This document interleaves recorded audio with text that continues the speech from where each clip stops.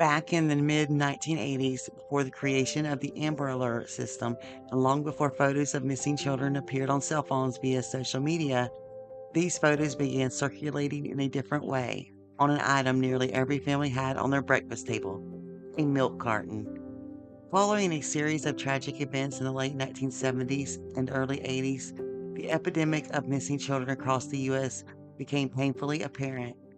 Shocked and heartbroken by their own experiences, affected parents and child advocates were prompted to take action.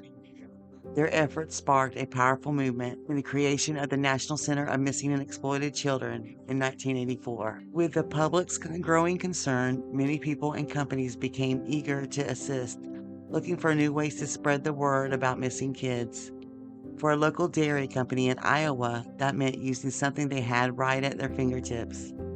In September 1984, Anderson Erickson Dairy, based in Des Moines, Iowa, decided to print the photos of two missing boys on the side of their milk cartons.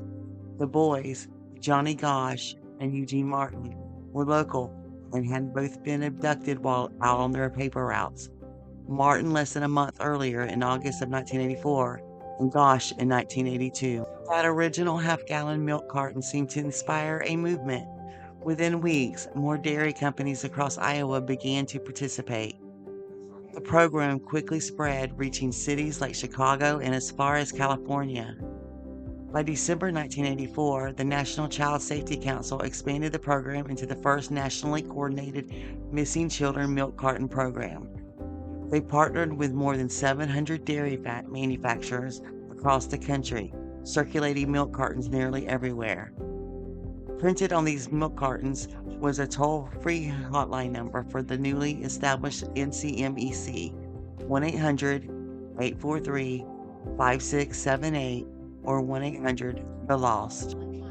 At the time the milk cartons began circulating, National Center of Missing and Exploited Children was a new organization driven by advocates working to make the world safer for children. Central to advancing their mission was the need for public attention.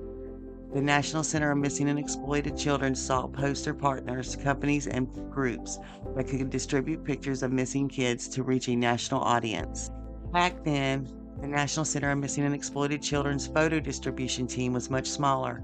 Before digital distribution, pictures, often grainy, were sent out via mail. The team spent their days packing brown paper mailers full of missing kids posters, stamping them and sending them around the country to be featured on various products. Leadership at the National Center of Missing and Exploited Children faced numerous questions. Who should receive the pictures? What information should be included? How could they ensure these pictures were getting into the right hands? Each poster was carefully considered to give each child the best chance of becoming found safely. This meticulous approach still exists today. National Center of Missing and Exploited Children was able to geo-target for the first time, selecting cases relevant to specific areas. It wasn't just milk cartons. Posters also appeared on grocery bags, buses, and in mailboxes. Johnny Gosh and Eugene Martin were soon joined by others who became known as the Milk Carton Kids, including Eaton Patz, who disappeared from New York in 1979. In 1983, President Reagan proclaimed May 25th as National Missing Children's Day to honor Patz's memory. Despite its reach, the campaign faced criticism. Some argue that placing missing kids on milk cartons scared children and kept up the stranger danger narrative. Others noted that the recovery rate for children featured on milk cartons was low.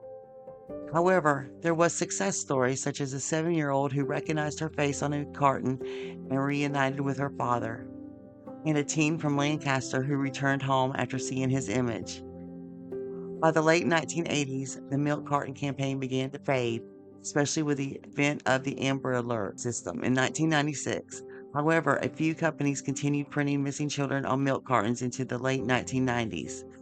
Today, the image of a missing child on a milk carton is a vivid memory for many Americans. Despite criticisms, the campaign raised awareness and opened doors to new ways of reaching the public. The original milk carton campaign was one of the first steps in mass distribution of missing children posters.